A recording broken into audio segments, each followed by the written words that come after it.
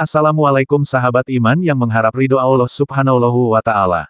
Hidup berkah adalah idaman bagi setiap muslim.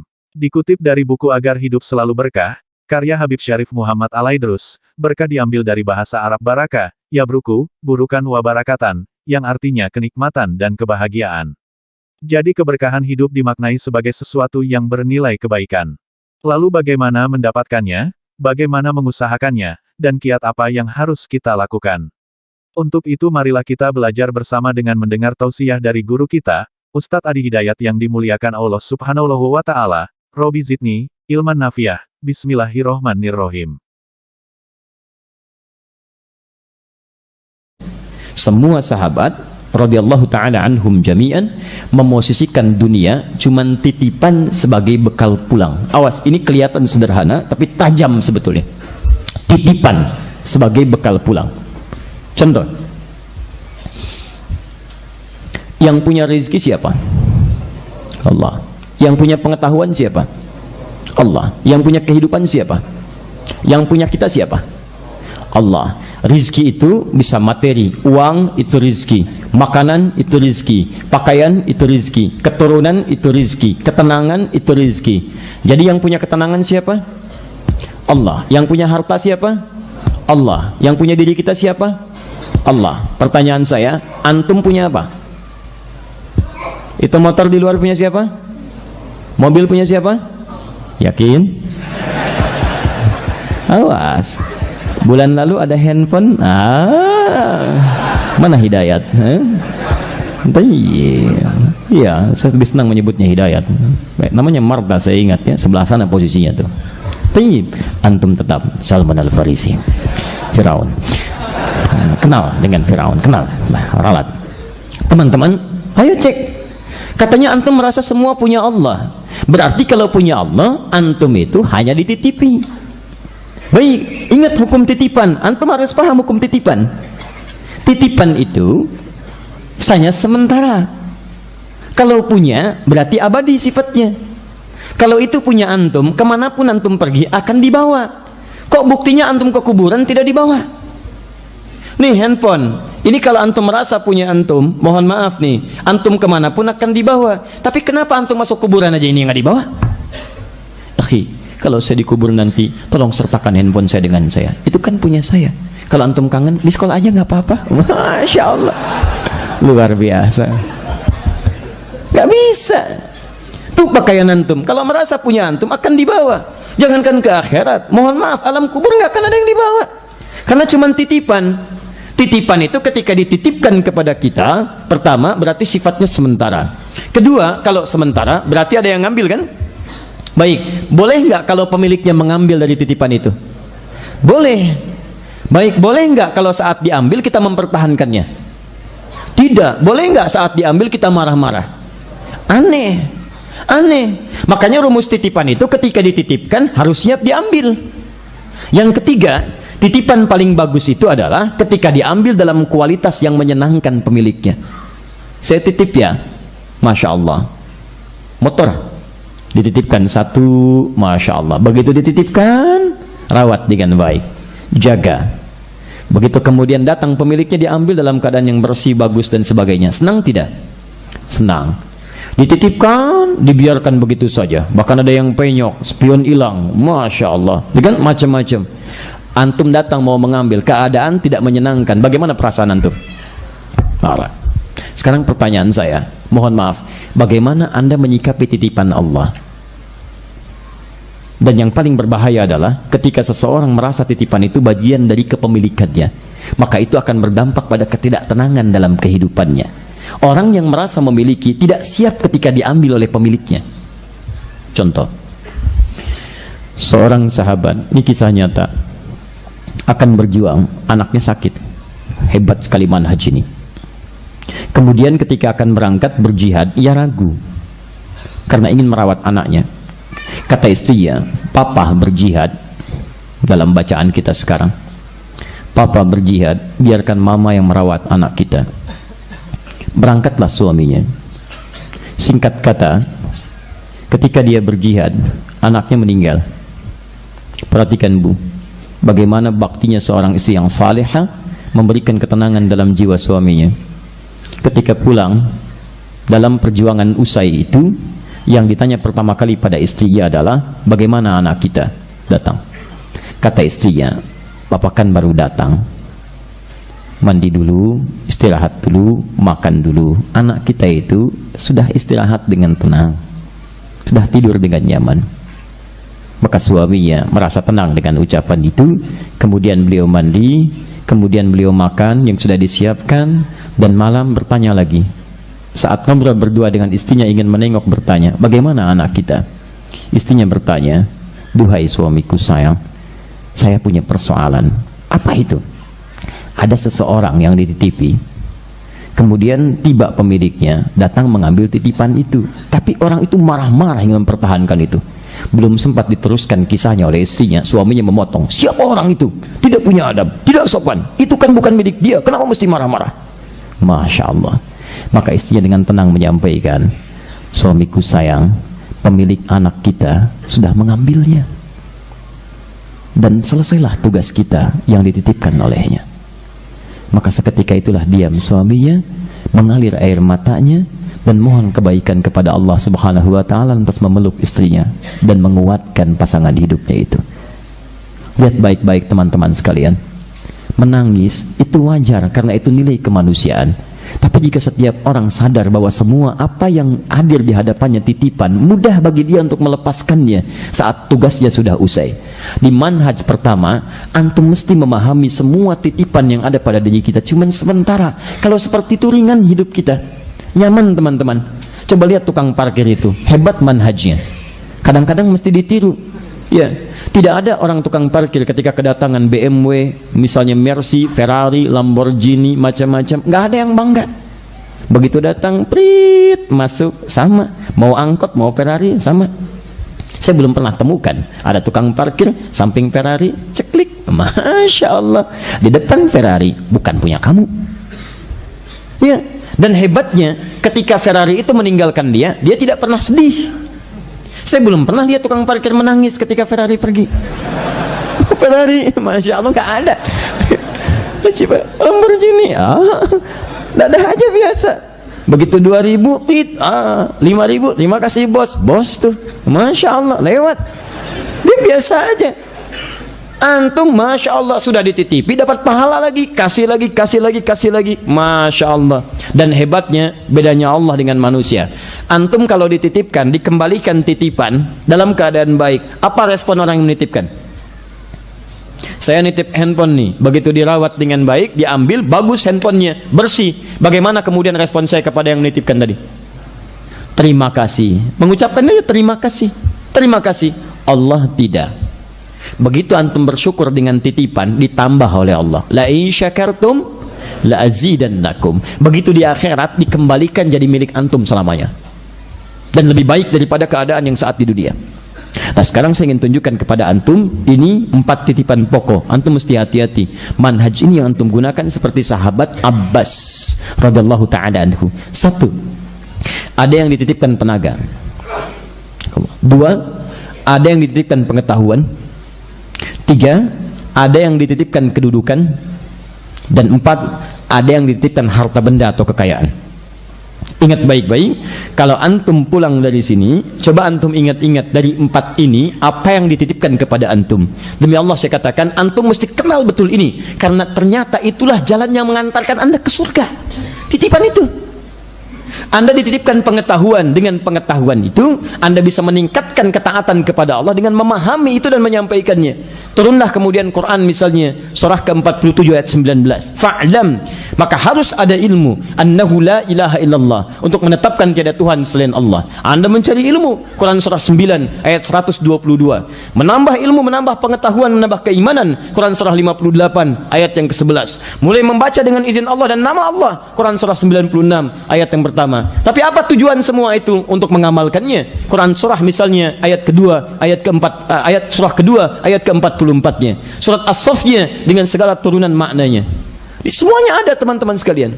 Antum yang ketitipan tenaga, ternyata dengan tenaga itu diminta antum beramal. Mulai ke masjid, awas sebelum punah itu tenaganya. Karena kalau tenaga sudah tidak ada, nggak bisa melangkah lagi. Maka muncul dorongan-dorongan untuk mengaktifkan tenaga ini. Makmurkan masjid. Quran surah 9 ayat ke-18. Ayo jalan, hadirkan. Antum yang ketitipan kedudukan bukan untuk dibanggakan.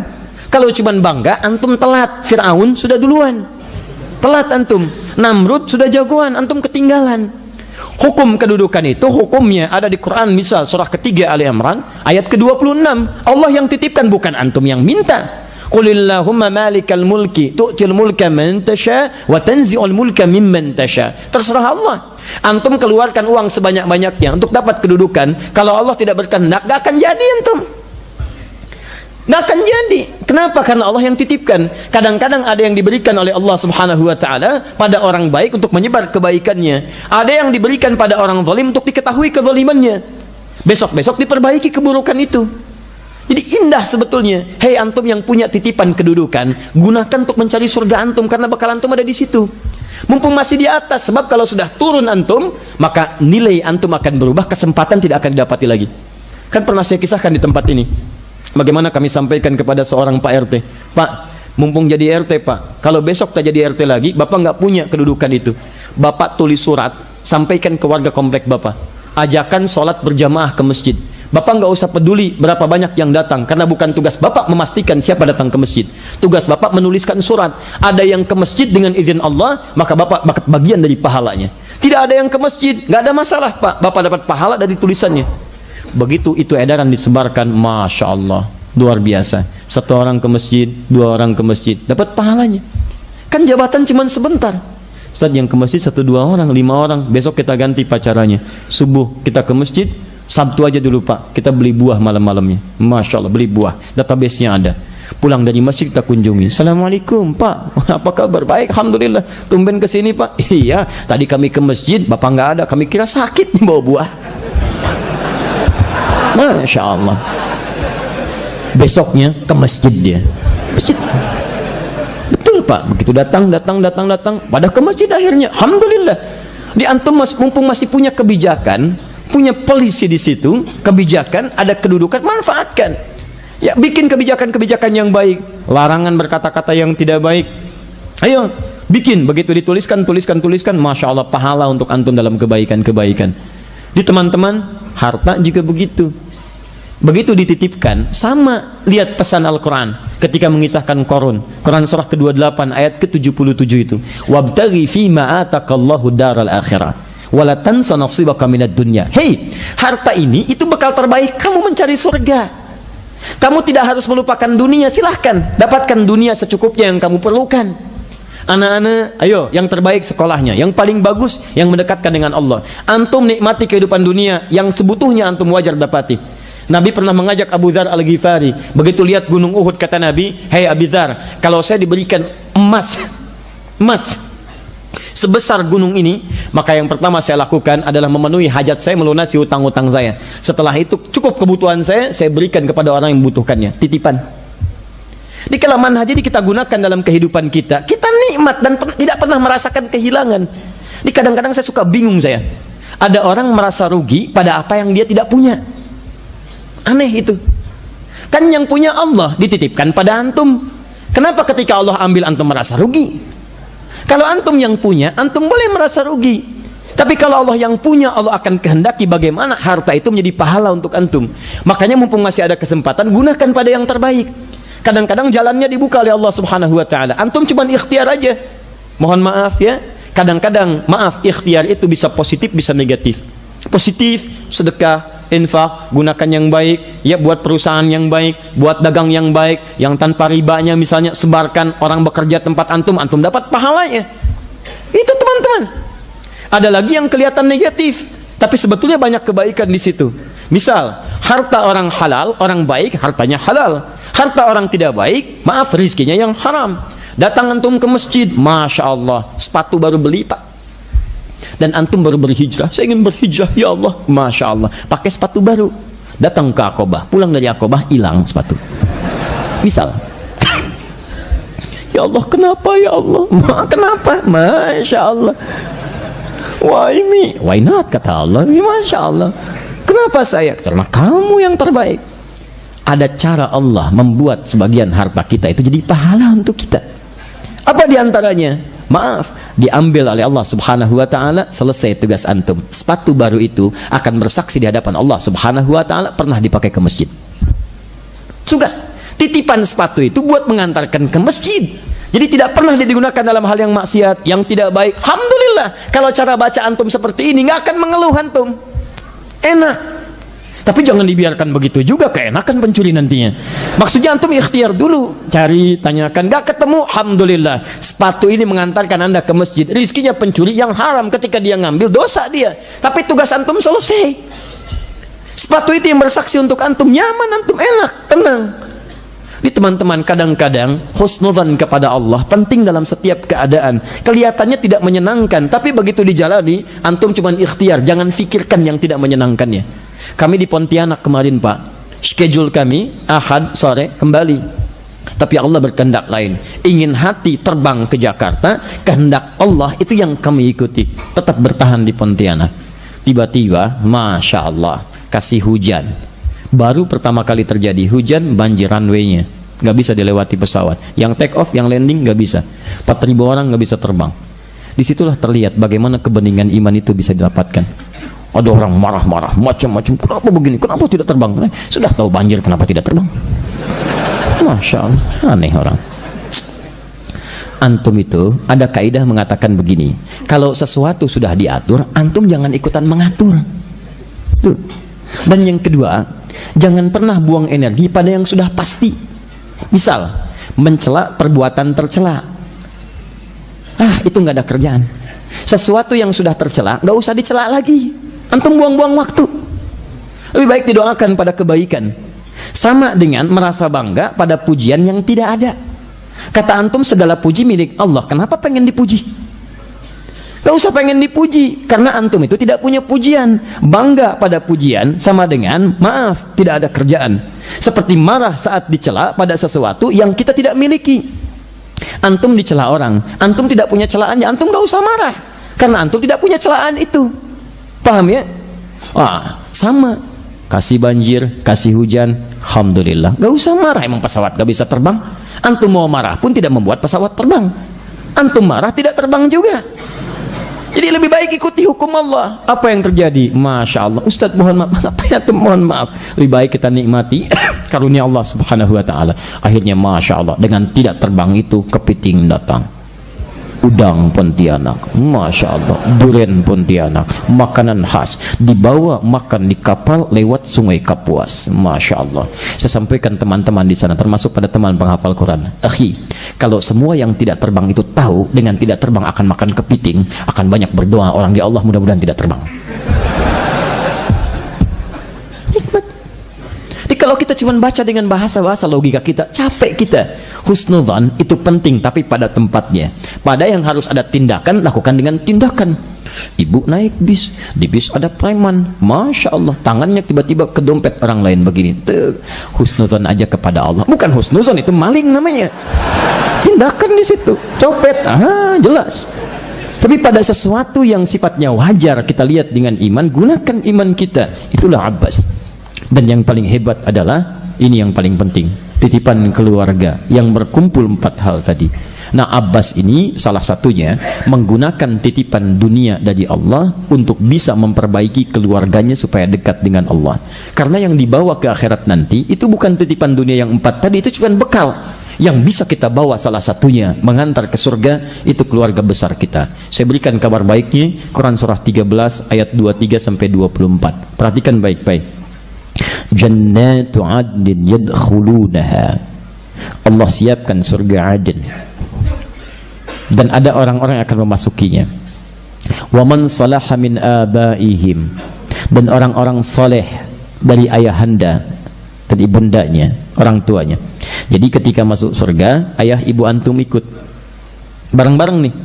Wa azwajihim, pasangan-pasangannya. Jadi kalau suami istrinya ikut ke surga, bapak ibu suami, bapak ibu istrinya. Wa dzurriyyatihim, dan semua keturunannya, bukan aulad. Kalau aulad anak-anak, kalau dzurriyyah anak punya anak lagi, punya anak lagi, punya anak lagi sampai berakhir kehidupan. Sepanjang mereka saleh, salatnya saleh, maka ke surga bersama-sama. Tidakkah Anda bisa membayangkan Dalam pelukan dunia, tadi saya lihat seorang ibu bawa anaknya, timang, senyum begini. Apa Anda tidak mempersiapkan kehidupan akhirat nanti? Bagaimana jika suatu saat berpisah? Karena sudah ada kisah di masa lalu, suami berpisah dengan istrinya, seperti Nabi Nuh, Nabi Lut berpisah dengan istrinya. Istri berpisah dengan suaminya, seperti Asia berpisah dengan Fir'aun. Kisah itu ditampilkan pada kita bukan untuk jadi cerita, tapi supaya antum menata manhaj hidup antum. Jangan sampai antum seperti itu. Maka itulah dibaca oleh para sahabat. Umar bergerak menata anaknya, Amr bin As menata anaknya, Abbas menata anaknya, mau laki-laki mau perempuan. Malik meninggal, istrinya Malikah, anaknya Anas ditata lagi oleh ibunya, single parent. Maka Abbas menjadikan aset kehidupannya untuk bisa membawa aset keluarganya. Beliau menginginkan bukan cuma saya yang soleh sendirian, anak saya, keluarga saya, kerabat saya, yuk masuk surga bersama-sama. Apa antum tidak membayangkan nikmatnya melihat senyuman anak kita tiba-tiba berpisah di akhirat nanti? Dan itu abadi. Kalau berpisah dunia, besok kita lihat. Tapi kalau berpisah akhirat, kapan antum bisa lihat lagi? Dan tidak sedikit kemudian orang ingin kembali ke dunia untuk beramal saleh. Quran surah 63 ayat 9 sampai 10. Fa asaddaqa wa akum minas salihin. Ya Allah, beri kesempatan ya Rab untuk mengerjakan amal saleh lagi. Kami ingin bekal ya Allah, kami ingin bekal ya Allah. Kenapa antum tidak menyiapkan itu semua? Maka teman-teman, Abbas menyiapkannya. Beliau aktif dalam pekerjaan bisnisnya, tapi masih punya sempat waktu untuk ikut ta'limnya Nabi, sampai hafal 200 hadis.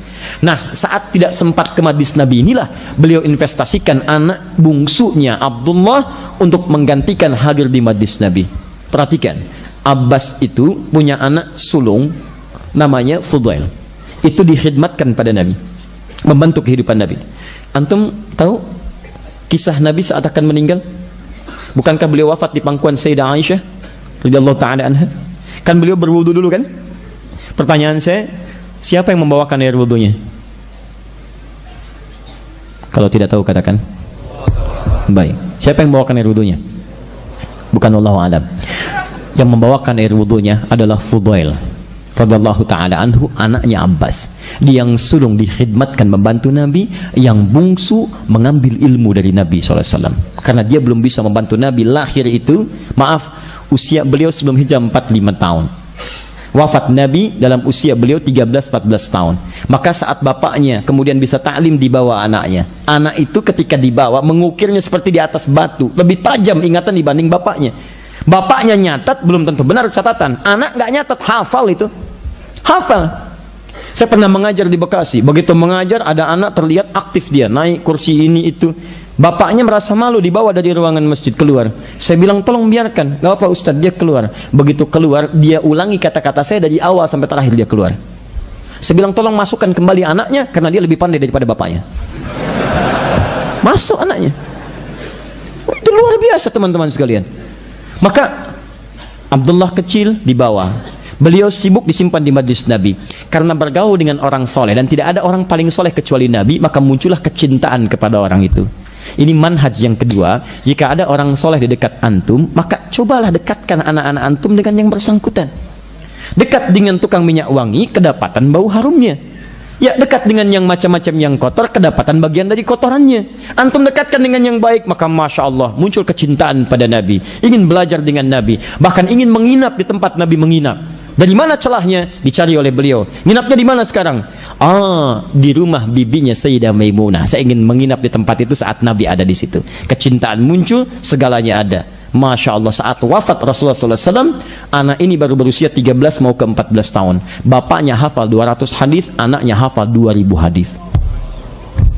Dan setiap hadisnya disampaikan, bapaknya dapat pahalanya. Sampai ulama mengabadikan dalam kitab hadisnya, ketika disebutkan kalimat Abdullah, hilang Abdullahnya, ibnunya muncul, Abbasnya yang muncul. An ibni Abbasin, anak Abbas, anak Abbas, anak Abbas. Apa maksudnya? Ingin memberikan pesan kepada kita para ulama hadis. Hei, Abbas itu keluarga Nabi, sahabat Nabi, pengusaha sukses, surganya dekat dengan Nabi SAW. Dan Masya Allah, dibalik kesuksesannya, bisa membuat anaknya pun sukses. Antum bukan sahabat Nabi, bukan paman Nabi, maaf tidak sekaya Abbas, surga belum terjamin. Tidak ada ayat Quran menjamin Quran antum, dan tidak ada ayat Quran menjamin surga antum. Pertanyaannya, hei antum sekalian para ayah, berapa banyak waktu antum diinvestasikan untuk membuat pendidikan terbaik untuk anak-anaknya?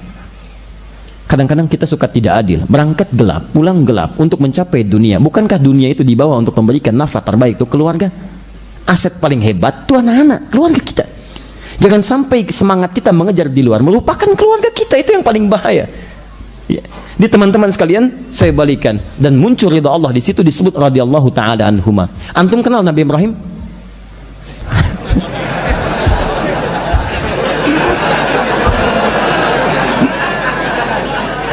Begini Salman, siapa yang tidak antum kenal? Pemirsa, ini luar biasa ini. Setiap saya tanya seseorang, beliau kenal. Fir'aun kenal. Malam ini Nabi Ibrahim, luar biasa. Baik. Antum nggak nabrak tiang tadi ke sini. Masya Allah. Insya Allah baik ya. Saya kenal Nabi Ibrahim. Alhamdulillah. Ibrahim itu alaihi salam Nabi. Gelarnya Khalilullah. Wattakhadallahu Ibrahim khalila. Khalil itu yang paling dekat sekali, dekat dengan Allah, sangat disayang Allah, surganya jelas terjamin. Tapi Anda tahu, dan beliau termasuk yang paling cepat mempraktikkan perintah Allah. Diuji lama tidak punya keturunan, begitu punya mesti dipisahkan. Quran surah 14 dengan namanya Ibrahim alaihissalam ayat 37. Diminta dipisahkan dari bapak ibunya, disimpan di tempat yang justru tumbuhan pun kering, artinya air sulit didapatkan. Biwadin ghairi dhi dhar'in 'inda baitikal muharram.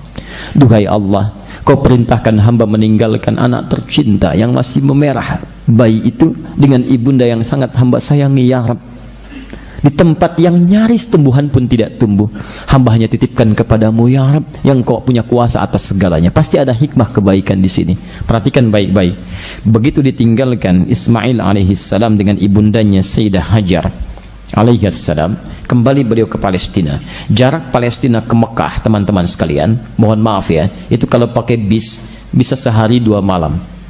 Tapi ayah yang Rasul ini, ahli surga ini, yang Nabi dan Khalilullah ini tidak menjadikan kesibukannya sebagai Rasul berdakwah, suami untuk mencari nafkah, tapi tidak melupakan sifatnya sebagai seorang ayah untuk memberikan kasih sayang pada anaknya. Masya Allah, setiap waktu selalu ada luang untuk menengok anaknya di Mekah, menyeberang, sampai disebut dengan Ibrahim sang penyeberang.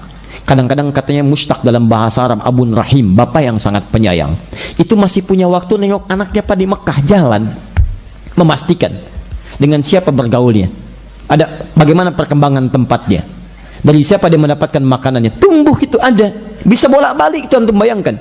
Sehingga ketika bapak itu punya rasa kepada anak, perhatiannya dalam, maka Ismail pun anaknya punya rasa pada bapak, karena tidak pernah merasa kehilangan perhatian dari bapaknya. Apa buktinya?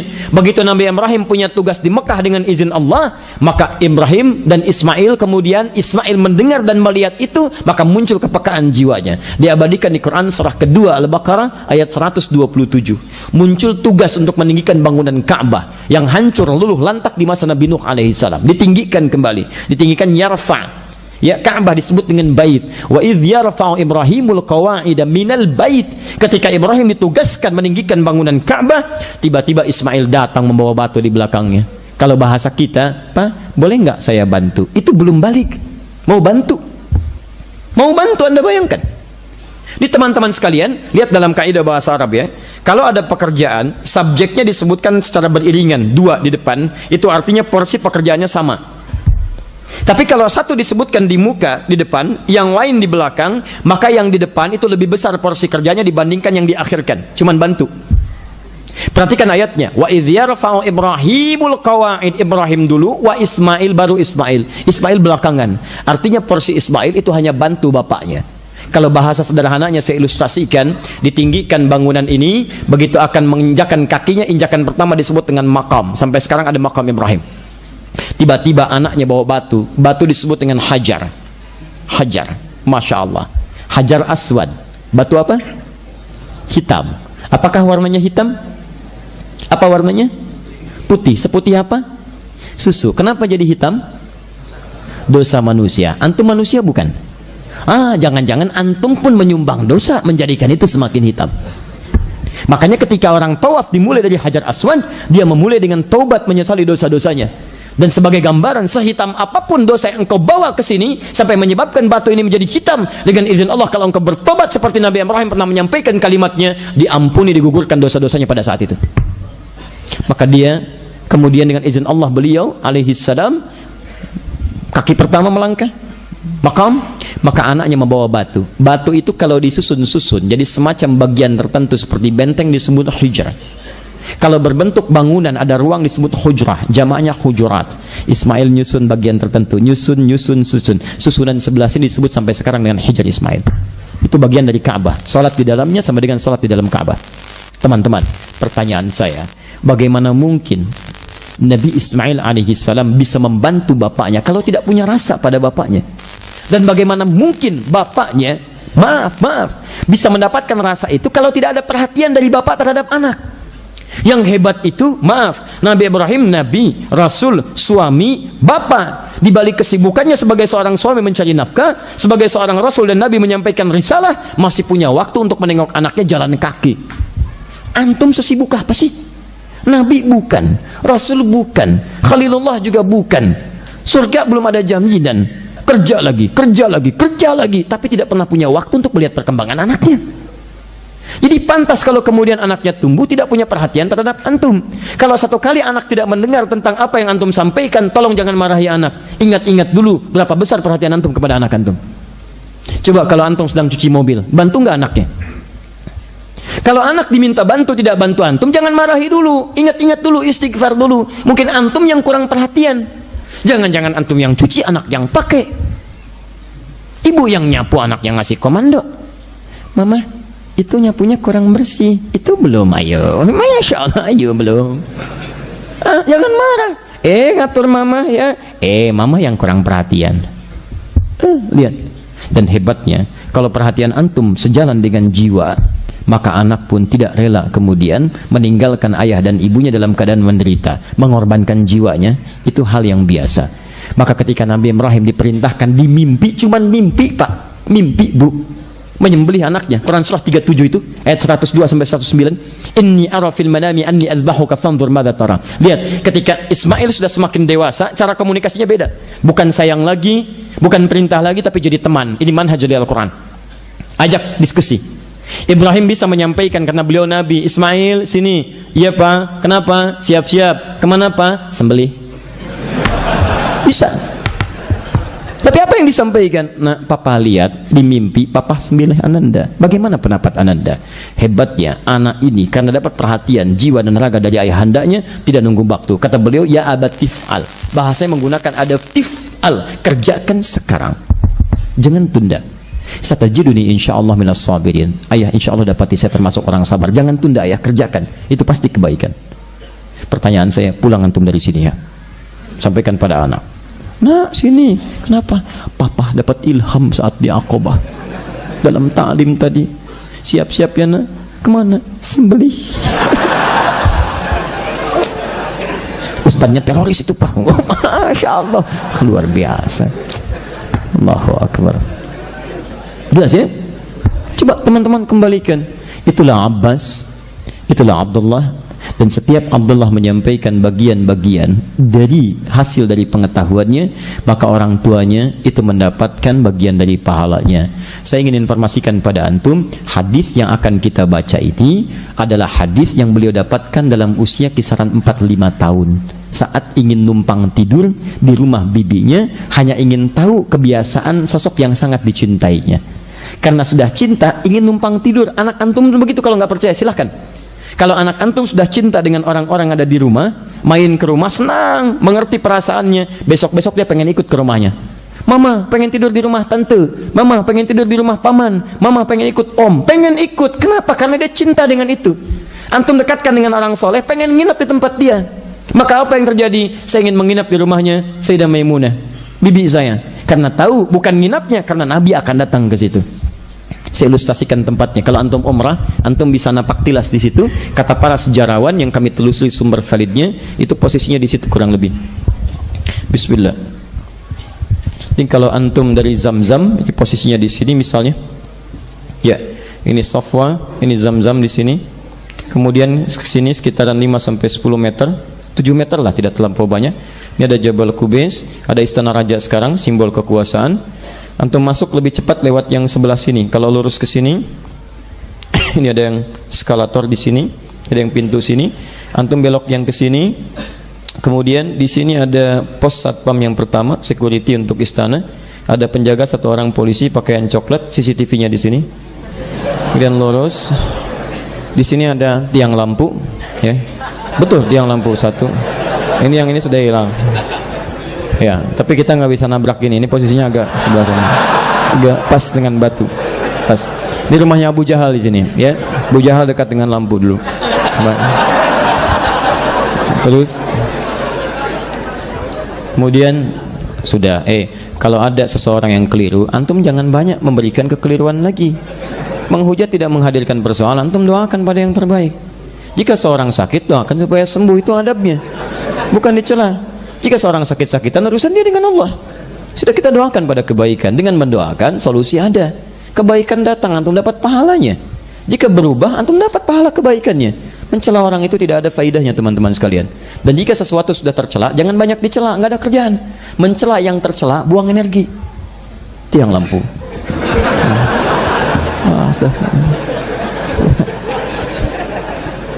Dah, ini lokasi yang konon diduga sebagai tempat Nabi dilahirkan.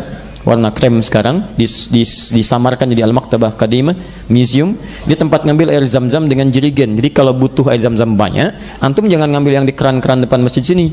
Antum belok ke sini, ambil dari sini. Itu nanti ada keran khusus di situ, pakai selang. Bawa jerigen seperti ini. Kalau butuh misalnya di kamar, isi lagi bawa dari sini. Ini bebas, teman-teman sekalian.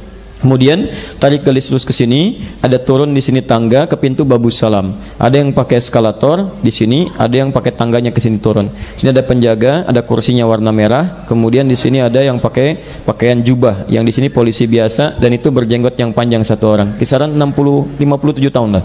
Ya. Kemudian turun sini. Pintu yang sini, ini Babus Salam, ini Babu Ali. Nah, di pintu sinilah rumahnya Abbas bin Abdul Muttalib. Ini pintunya, ini rumahnya. Balik lagi ke sini, kalau mantuk lurus ke sini, kemudian ada yang pakai eskalator naik ke atas. Begitu naik pertama kali, di sini ada hall, ruang kosong sini untuk naik ke yang selanjutnya. Di sini rumahnya Sayyidah Maimunah lokasinya. Menurut pakar, para sejarawan. Ke sini juga ada, nanti ada Hilton sekarang, itu rumahnya Abu Bakar radhiyallahu taala anhu. Kemudian ke sini ada toilet di sini, ada kipas pertama, kipas yang kedua di sini. Ini dulu parlemen Quraisy daerah ini. Di sebetulnya kalau antum umrah atau haji misalnya, tolong jangan buang-buang waktu pada yang tidak penting. Cari posisi yang bisa meningkatkan iman, ta'lim sekitarannya. Pelajari di mana Nabi tinggal, bagaimana kehidupannya, bagaimana ketika menikah, seperti apa posisinya.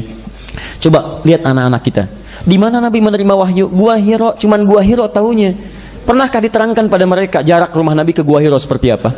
Melewati bukit, rintangan, tingginya seperti apa? Sampaikan, kalau Nabi tidak kuat, mustahil bisa bolak-balik ke situ.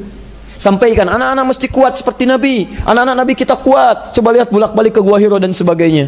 Jadi hikmahnya bukan cuma menerima wahyu, tapi kesehatan bagian dari sunnah, kekuatan bagian dari sunnah, ketakwaan bagian dari sunnah, semangat bagian dari sunnah. Jadi kita bisa menghadirkan banyak hal, teman-teman sekalian. Tuh, ya. Ada kebaikan-kebaikan di sini. Ini rumahnya di sini. Dekat tiang listrik lah. Ampun. Terus, nah, menginap di sana. Kemudian terjadilah peristiwa itu. Saya bacakan hadisnya, diabadikan di Sahih Al-Bukhari nomor hadis 181, hadis Muslim nomor 173, kemudian di Abu Daud nomor hadis 1369. Itu mukaddimahnya. Sekarang isi hadisnya. Jam berapa kita selesai? Kita selesaikan 8:30 ya. Kita baca hadis dulu, kemudian kita punya 9 menit. Kalau ada sedikit diskusi barangkali, atau kalau mau beri bonus saya tambahkan 5-10 menit. Kita selesai dalam 15 menit ke depan. Sepakat insyaallah? Baik ya. Kalau nggak apa-apa, ada tadi yang sampai jam 12, silakan. Saya pulang jam 9. Bismillah. Bismillah. Saya mau ke Bandung besok ya. Bismillah. Ya, saya bacakan Ali bin Abbas radhiyallahu taala anhuma. Hadis riwayat Ibnu Abbas, semoga Allah meridai kepada beliau. Akhbarahu, beliau mengabarkan kepada salah seorang asistennya untuk membantu beliau, namanya Quraib, annahu bata lailatan 'inda Maimunah zaujin Nabi sallallahu alaihi wasallam. Satu kali beliau minta izin untuk menginap di rumah bibinya, istri Nabi SAW itu Sayyidah Maimunah. Wahya khalatuhu, itu bibinya. Kalau khalah berarti bibi dari ibu. Khalun paman dari ibu. Kalau ammatun berarti bibi dari ayah. Amun paman dari ayah. Tayyib. Fattaja'at fi ardil wasadati, kemudian bibinya mulai beristirahat. Wattaja'a Rasulullah sallallahu alaihi wasallam wa ahlu fi taliha. Maka beliau pun kemudian beristirahat sallallahu alaihi wasallam ya bersama keluarganya. Ini yang menarik. Fanama Rasulullah sallallahu alaihi wasallam hatta idza intasafa al-lailu aw qablahu biqalilin aw ba'dahu biqalil. Ini manhaj pertama. Sampai beliau beristirahat, kemudian bangunlah beliau di pertengahan malam, lebih sedikit atau kurang sedikit. Pertanyaan saya, anak 4-5 tahun biasanya tidurnya jam berapa? Cepat. Kemudian maaf, bangunnya jam berapa? Ini anak saking cintanya dengan Nabi SAW dan ingin meniru Nabi, sampai kita bisa lihat tidur pun ingin tahu bagaimana bangun tidurnya Nabi. Artinya anak ini setengah terjaga dalam malamnya untuk mengetahui kebiasaan Nabi. Antum tinggal belajar aja perjuangan anak ini mengikuti Nabi sampai mendapatkan kebiasaannya. Bagaimana bisa muncul sifat begini kalau tidak dididik oleh kedua orang tuanya? Maka saya melihat anak-anak kecil sekarang, Masya Allah, saya berdoa kepada Allah, mudah-mudahan keindahan Islam itu muncul sinarnya dari Indonesia, insya Allah. Sekarang anak-anak penghafal Quran, Masya Allah. Saya ke Pontianak, sahabat kami ada yang alumni Madinah, Masya Allah, anaknya 5-4 sudah hafal Quran semua, tinggal 1 yang tinggal sedikit lagi. Sebagian tempat yang lainnya ada 2-3 tahun sudah mulai diberikan mendengarkan Quran, 4 tahun sudah ada yang hafal Quran, sekian hafal Quran. Kalau sudah cinta dengan Quran, Masya Allah, ahli Quran pasti tahajud. Kalau anak 4-5 tahun sudah mulai tahajud, itu luar biasa. Anak ini ngambil manhajnya. Malam, kata beliau, Nabi kalau bangun malam itu bangunnya pasti sebelum subuh. Kapan? Pertengahan malam lebih sedikit. Ya, kalau kita subuh jam 4 sekarang misal, ya 1:30 bangun dah. Ya, bangun. Dan Nabi itu manhajnya bagus. Nanti kalau sudah sampai ke akan tidurnya Nabi, saya terangkan kapan Nabi tidur, sehingga bisa bangun tidak terlambat dalam subuhnya. Ya, maksudnya sebelum subuh sudah bangun untuk tahajud dan teratur tidurnya. Nanti barangkali di akhir pertemuan bocorannya itu Nabi itu pertama beliau tidur itu lebih cepat setelah Isya. Jadi kalau selesai Isya tidak banyak keperluan, cuman diskusi dengan istrinya, evaluasi diri, muhasabah, langsung istirahat. Ingat-ingat, saya sekarang mengerjakan apa? Ada salah enggak? Nabi masih berpikir salah, padahal beliau maksum. Istighfar 70-100 kali. Ya, dan tidak sungkan minta maaf pada istrinya kalau ada kekurangan dalam keadaan dirinya. Lalu beristighfar, berdoa, setelah itu kemudian miring ke kanan, dan setelah itu baru istirahat. Jadi disebutkan dalam keterangan para ulama, beliau itu tidak begadang kecuali ada perlunya. Betul? Betul. Di begadang, baik ya. Begadang itu jangan begadang kecuali ada perlunya. Betul, kalau ada perlunya, baru beliau dengan sahabat ada perlu diskusi lama, merencanakan strategi, membahas perkembangan Islam, ada perlunya, baru diskusi, setelah itu istirahat. Bahkan pernah terjadi dalam perjalanan malam-malam, sudah menjelang itu dini hari, kata Nabi SAW, Bilal, kami mau istirahat nih, kamu jaga dulu supaya tidak kita kesiangan. Kata Bilal, ya Rasulullah, saya ikut istirahat, insya Allah saya bangun juga, kita tidak kesiangan. Kamu jaga, saya istirahat ya Rasulullah. Masya Allah, apa yang terjadi? Luar biasa. Bangun semuanya saat matahari sudah sampai kemudian ke dalam wajah Nabi yang mulia SAW. Bangunnya pada subuh. Kesiangan dalam bahasa manusia. Kemudian bangun Nabi SAW, merasakan sinar mentari, kata Nabi, wailak ya Bilal, celaka kamu Bilal. Kalau tidak sanggup jangan katakan bisa.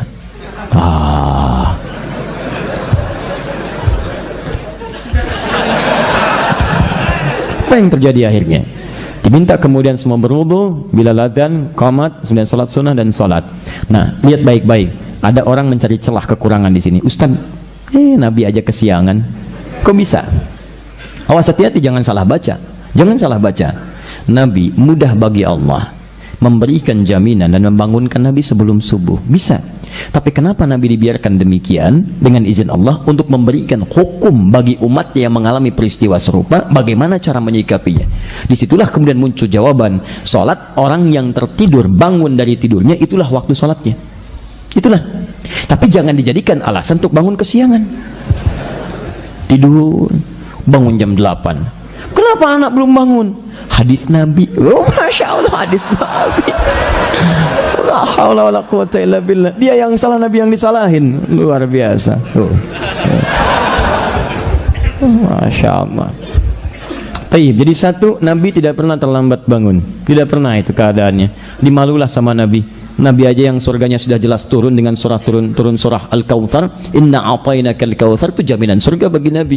Masih mau tahajud sampai bengkak-bengkak. Ditanya, afala akunu 'abdan syakura. Ringan aja kalimat lisannya. Apa enggak boleh aku jadi hamba yang bersyukur? Kita malulah. Kita bukan Nabi, keadaan kita biasa. Kenapa kita tidak berlomba meningkatkan amalan-amalan terbaik kita? Nah, kemudian saya bacakan cepat. Ini inti amalan dan ini PR kita sampai bulan depan. Perhatikan baik-baik. Istaiqadha Rasulullah sallallahu alaihi wasallam. Maka bangunlah Rasulullah sallallahu alaihi wasallam. Sunnah pertama. Sunnah pertama, sunnah bangun tidur. Fajalasa. Satu, maka saat bangun itu beliau duduk terlebih dahulu. Jadi sunnah pertama yang dicontohkan Nabi, kalau bangun dari tidur jangan langsung beraktivitas. Begitu bangun langsung pengen jalan misalnya, itu bahaya. Bangun, duduk dulu sampai kemudian kesadaran kita itu terhadir dengan sempurna. Jelas ya? Tenang dulu, nggak langsung baca doa, pelan-pelan. Jadi bangun itu bukan langsung baca doa. Baca doa itu dalam keadaan kita sadar, bukan tidak sadar baca doa. Antum nggak akan menghayati bagian dari doanya. Alhamdulillahillah. Masya Allah. Tenang dulu, duduk dulu. Darah mengalir enak, kesadaran terpacu. Satu, ingat ya, kelihatannya biasa, tapi setelah dapat ilmunya, antum amalkan, ada pahala bagi antum. Kemarin antum bangun, duduk, belum tahu hadisnya, belum ada pahalanya, karena antum sekedar duduk. Tapi kalau duduk antum malam nanti antum bangun, kemudian antum duduk mengamalkan hadis ini, maka karena antum mengamalkan hadisnya dicatat pahala untuk antum. Kelihatannya biasa, tapi setelah tahu amalannya, Masya Allah, antum kerjakan ada pahala. Hati-hati ya, kadang-kadang yang memperberat mizan kita di akhirat itu amalan-amalan yang kita anggap ringan. Barangkali itu yang kita sadari, dan mungkin itu yang paling ikhlas, karena nggak ada yang melihat antum. Niat antum itu cuma untuk bangun saja, nggak ada niat pengen diketahui oleh orang lain. Yang tidur antum sendirian, nggak ada. Jadi begitu bangun, duduk, fajalasa. Kemudian teruskan, yamsahun naum an wajhihi biyadihi. Sunnah kedua, dia mulai mengusap bekas ngantuknya dengan menggunakan tangannya. Sunnah kedua. Jadi kadang-kadang ada orang bangun dari tidur dalam keadaan lelap, sebagian dari matanya masih tertutup dan sulit terbuka. Dalam keadaan begitu duduk pun masih begini. Dipaksakan berjalan, mata masih tertutup, susah. Bagaimana caranya? Maka kita halangkan sunnah kedua. Kalau tidur antum membuat antum lelap sampai keadaan tertutup di mata itu, maka sunnah yang kedua antum membersihkan bekas ngantuk itu dengan menggunakan bagian tangan. Perhatikan baik-baik. Tangan, kalau disebutkan yadun, yad, itu berarti dari ini jari manis, index finger yang ini sampai ke sini, bahu. Ini yad namanya.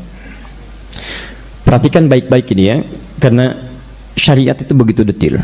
Bila terkait dengan ibadah mahdhah yang wajib sifatnya, jelas aturannya, maka Al-Quran dan Sunnah akan langsung memberikan istilah terminologi yang jelas.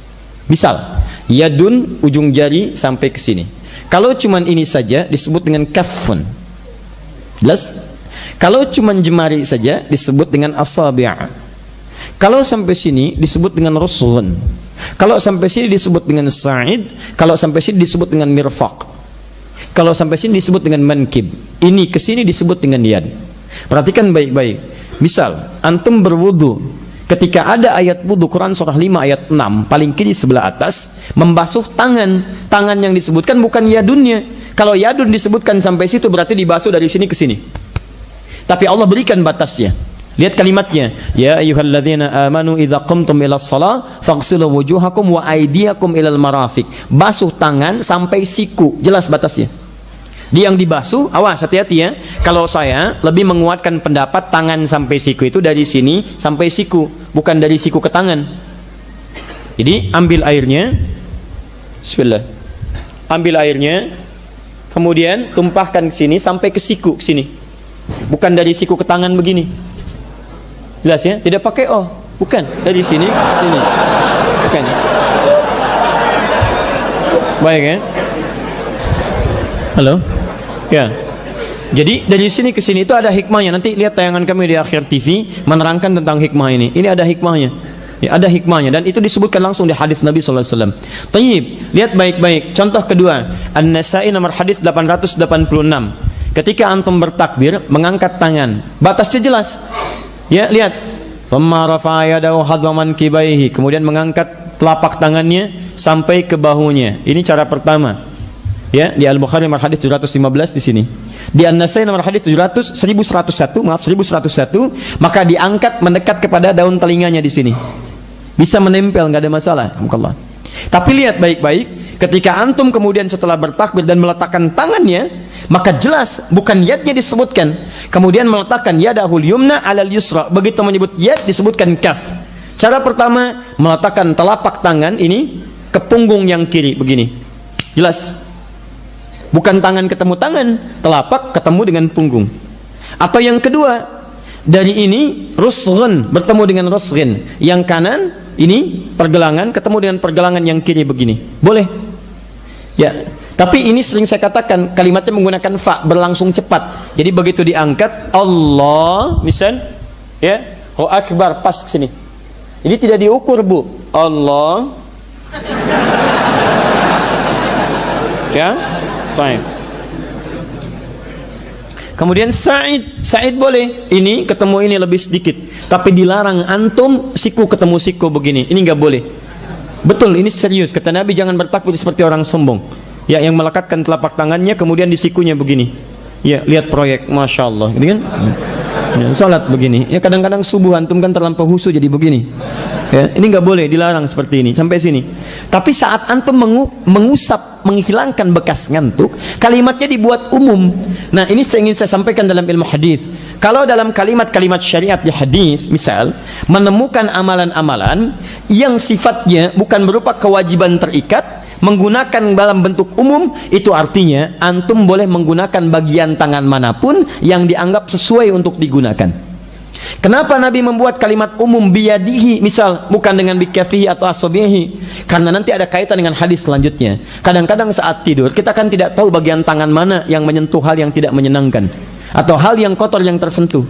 Tapi kita juga bisa mengira-ngira begitu saat bangun kita bisa menggunakan tangan yang baik. Misal ada yang menggunakan jemari begini, ada yang menggunakan bagian punggung begini, ada yang ngusap-ngusap dengan begini, nggak ada masalah. Yang penting adalah antum bisa gunakan bagian tangan yang sesuai, yang kiranya terbaik untuk menghilangkan bekas kantuk. Paham sampai sini?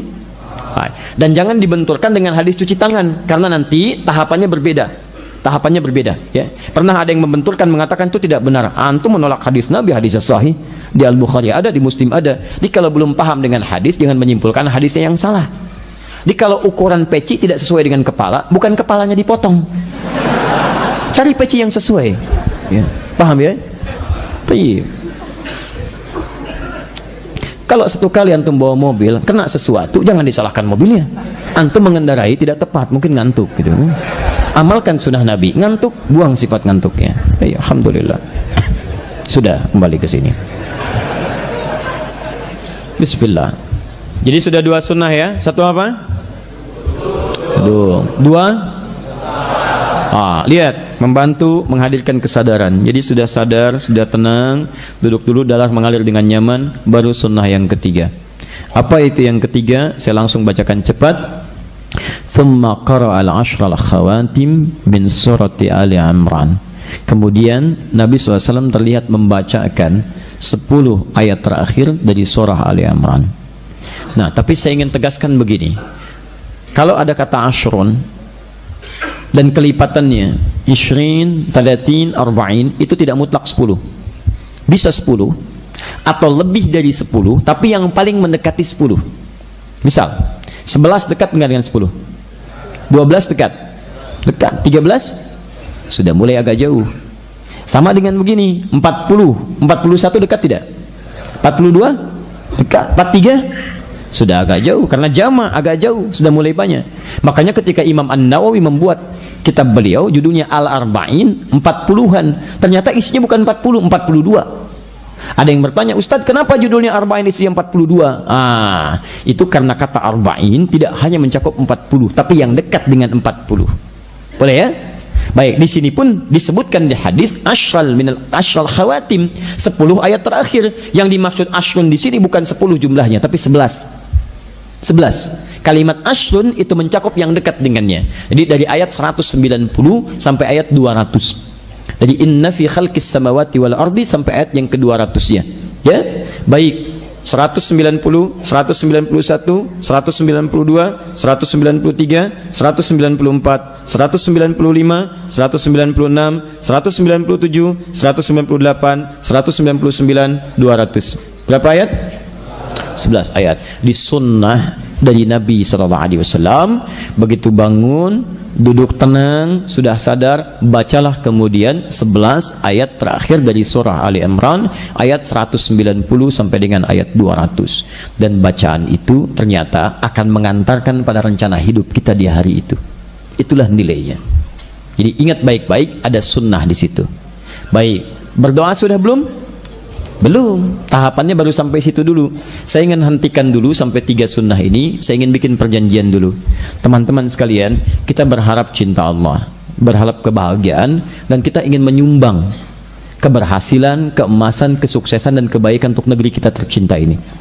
Salah satu caranya dengan mengikuti sunnah-sunnah Nabi, dari mulai yang terkecil sampai yang paling kompleks. Pertanyaan saya, antum siap mewujudkannya? Siap mengikuti tuntunan Nabi? Tayyib. Baik, saya ingin bikin perjanjian. Kalau saya cuma sekedar mengajar, dan saya cuma memberikan apa yang saya mampu dengan menulis, menyampaikan, menyebarkan, mengopi, tapi antum tidak mengamalkan, saya kira cukup sudah tugas saya sampai malam ini. Antum bisa mencari ustadz lain untuk membantu antum supaya bisa mengamalkan apa yang bisa beliau sampaikan. Karena tidak ada faedahnya menyampaikan sesuatu tanpa diamalkan. Maka saya mohon kepada antum, kita harus punya perjanjian mulai malam ini. Setiap yang kita pelajari, maka kita akan punya keinginan untuk mengamalkannya. Siap insya Allah? Baik, kalau siap, saya berikan antum tugas. Siap insya Allah? Tugas itu dimulai malam ini. Maka kita harus mengamalkan 3 tuntunan sunnah ini. 1, antum mulai kemudian nanti bangun tidur, ingat-ingat ya, duduk terlebih dahulu. Kalau perlu tuliskan samping dinding sebelah kanan, saat antum miring kanan, tuliskan 3 bagian itu. Ya, ingat, bangun, duduk dulu, hilangkan bekas ngantuk, kemudian setelah itu baca surah. Dan diskusi dengan keluarga supaya mengingatkan, suami, istri tidur, Pah, ingat sunnah Nabi ya. Siap mah, insya Allah. Begitu bangun, Pah, duduk, sunnah Nabi. Masya Allah. Iya mah, baik. Mama juga jangan bilang begitu, usap dulu sunnah Nabi. Kok kita ngobrol Pah, 10 ayat Ali Imran sunnah Nabi. Masya Allah. Baca. Siap insya Allah? Tayyib. Antum 2, hilangkan bekas ngantuk. 3, baca 11 ayat terakhir surah Ali Imran. Disebutkan ashrun, tapi diterjemahkan dengan 11 ayat dari 190 sampai ayat 200. Nah, saya menginginkan ayat itu tidak sekedar antum baca via mushaf, tapi kita berusaha untuk menghafalkannya. Karena antum kadang tidur bukan cuma di rumah yang nyaman, kadang ada tugas tidak sempat bawa mushaf, kadang ada keadaan tertentu tidak sempat bawa mushaf. Kalau kita hafalkan itu, maka dimanapun kita bisa praktekkan itu semua. Sepakat? Saya berikan caranya dengan sangat mudah. Kita bertemu lagi insya Allah bulan depan. Ada waktu sebulan. Masa iya nggak bisa menghafal 11 ayat dalam sebulan? Nih, saya kasih gambaran. Paling gampang begini. Bismillah. Saya hapus dulu ya. Ini saya hapus juga nih. Menimbulkan masalah tiang listrik. Baik. Bismillah. Perhatikan sini baik-baik. Berapa ayat? Waktunya sebulan. Masya Allah. Ini kalau ingin cepat mudah menghafal Al-Quran, salah satunya coba bagi ke manhaj salat. Manhaj salat. Baik, salat sekali berapa waktu? 5 waktu. Misalnya kalau ingin cepat sekaligus 11. Misal kalau ingatan kita kuat nih ya, ingatan kita kuat. Misal bagi 5. 11 bagi 5 berapa?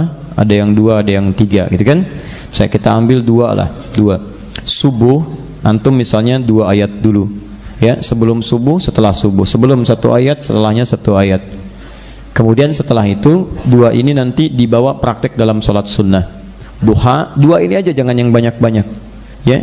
Kemudian setelah itu zuhur boleh ambil lagi. Sebelum zuhur 1 ayat, setelahnya 1 ayat. Antara zuhur praktekkan 4-nya, 4 ayatnya.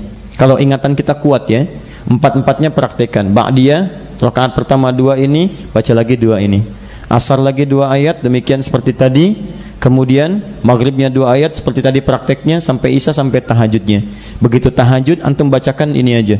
Ini aja yang dibacakan. 11 rakaat misalnya, bacakan yang 11 ayat ini saja. Teruskan hari kedua, ketiga sampai pertemuan kita. Kalau ingatan kita belum kuat, bagi aja 30 hari bagi 11. Berapa? Seharinya berapa?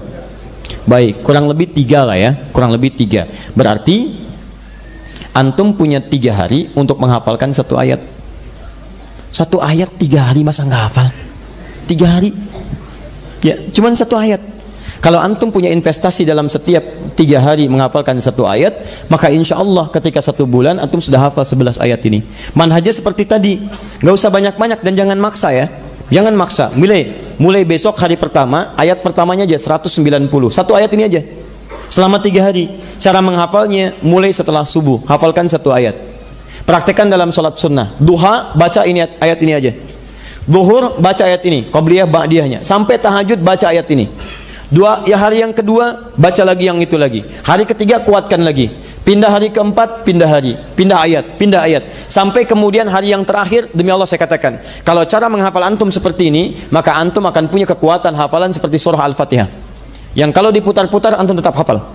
Tetap kuat. Ya, kita punya perjanjian ya. Punya perjanjian bulan depan saat saya kesini lagi dan membawa insya Allah materi ini, antum sudah hafal 11 ayat Ali Imran di akhir. Siap insya Allah? Saya ulang, siap insya Allah? Baik, sebentar.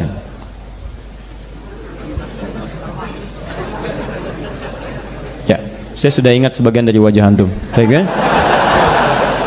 Ingat baik-baik.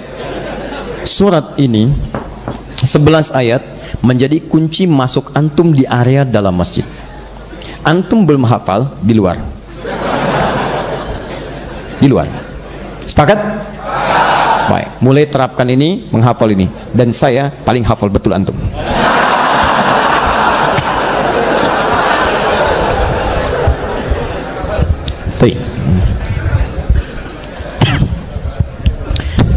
Teman-teman, kita tidak perlu ngambil banyak-banyak dulu supaya mengamalkannya mudah. Saya izin menyampaikan informasi dulu. Pertama, insya Allah materi ini konsisten kita bahas sampai dengan materi yang terakhir, sampai tidurnya Nabi SAW. Insya Allah nanti setiap saya sampaikan, resumnya saya buat. Dan mirsa Akhir TV dimanapun anda berada, insya Allah juga bagi anda, kami akan coba sampaikan setiap topiknya supaya bisa anda download dan bisa digunakan sebagai pedoman harian. Teman-teman sekalian, itu satu. Yang kedua, setiap apa yang dibahas kita coba amalkan dan tebarkan lagi sekitaran kita, supaya dengan itu pahala kita meluas. 3, insya Allah, dan silahkan anda share informasi ini. Insya Allah tanggal 17 Desember bulan depan kita akan punya syiar Hari Al-Quran.